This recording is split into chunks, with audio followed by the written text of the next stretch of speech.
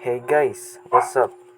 Alam ko na hindi nyo ako kilala, kaya sa video na ito ay magpapakilala ako at kayo ay mamangha sa inyong maririnig at makikita. Ako nga pala si Miljon E. Marikit, 19 years old, BSIT second year student of St. Francis Xavier College. Tamad ako pero gusto kong magkapera. Paano nga ba? Dahil sa mundong ito, kung wala kang pera ay wala ka ring kwenta. Kaya naman, nag-study hard ako para makapagtapos ng college. Hindi ako matalino at hindi rin bobo, pero porsigido. At dito sa part na ito, ay hindi ko na alam kung ano ang aking sasabihin. Kung ngayon nyo pa lang ako nakikita, for sure ang masasabi nyo sa akin ay inosente aking mukha. Pero ang totoo niyan ay hindi talaga.